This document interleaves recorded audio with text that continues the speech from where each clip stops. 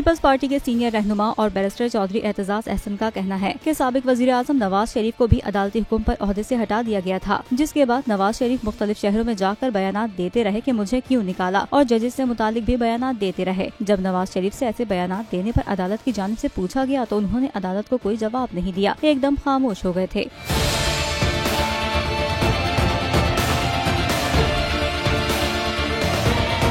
मौजूदा वजीर आजम भी अदालती हुक्म को मानने से इनकार कर रहे हैं। जब अदालत में बुलाया जाएगा तो जवाब नहीं दे सकेंगे। एतजाज अहसन ने कहा है कि अदालत उज़्मा का हुक्म न मानने पर वजीर आजम को अदालत तलब किया जा सकता है, जहां पहुंचकर पहले तो शहबाज शरीफ कहेंगे हमसे गलती हो गई। अगर वो फैसला न मानने वाली बात पर कायम रहे तो अदालत इन्हें सजा भी दे सकती है। वजीर आजम को 5 साल के लिए डिस्क्वालीफाई भी किया जा सकता है, जिसकी माजी में भी मिसाल मिलती है।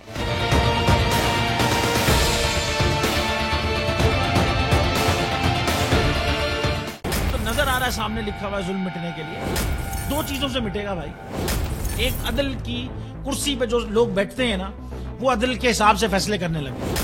दूसरा, कौम निकल खड़ी है उस जुल्म के खिलाफ, तो जुल्म खत्म हो जाएगा। या इन दोनों में से कोई एक चीज हो जाए या दोनों हो जाए। अगर 420 का मुकदमा था, उस वक्त अदलिया में जो लोग बैठे हुए केस देख रहे थे वो पूछते ना यार चीट हुआ कौन है। जब उनको दिखता कोई चीट नहीं हुआ, केस खत्म कर देते। तो जालिम जुल्म कर ही नहीं पाता। 9 जजेस ने नोट बिफोर किया मेरे केस को यार, 1.5 साल चला।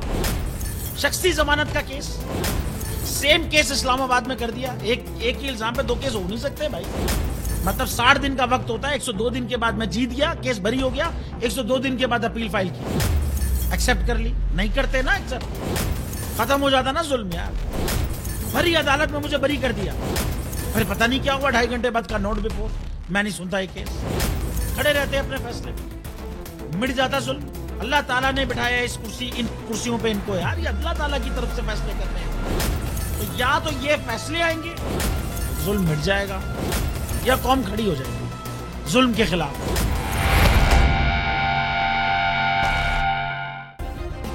सब्सक्राइब करें और बेल दबाएं ताकि कोई खबर रह न जाए।